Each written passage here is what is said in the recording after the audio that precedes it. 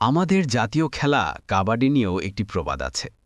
এই খেলার মূলনীতি হল প্রতিদ্বন্দ্বীকে পায়ে ধরে আটকে রাখা বা এগিয়ে যেতে না দেওয়া।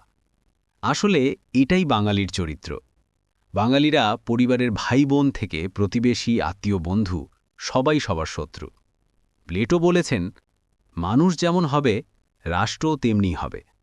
মানুষের চরিত্র দ্বারা রাষ্ট্র গড়ে ওঠে। রাজনীতিতে ব্যবসায়ীরা কেন আসবেন? অবসরপ্রাপ্ত সেনা কর্মকর্তারাই বা কেন আসবেন? ডাক্তার, ইঞ্জিনিয়ার, ক্রিকেটার কেন রাজনীতিতে আসবেন? দেশ সেবার তো আরও অনেক অপশন আছে। তারা শিক্ষা, স্বাস্থ্য, নারী শিশুর কল্যাণে সেবামূলক কার্যক্রম করতে পারেন। তাতে জনগণের উপকার হবে, কর্মসংস্থান হবে।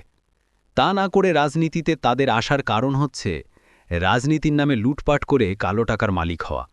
কাজেই রাজনীতিতে একটি জাতীয় শুদ্ধাচার নীতি প্রণয়ন করতে হবে। তা না হলে শ্রেণীকক্ষের ব্ল্যাকবোর্ডের মতো এক স্যার লিখবেন আর পরের পিরিয়ডে স্যার এসে তা মুছে নতুন কিছু লিখবেন। আমরা জনগণ শুধু দেখব আর ভাবব, হায়, আমরা কি এই দেশ চেয়েছিলাম? সুনাগরিক.net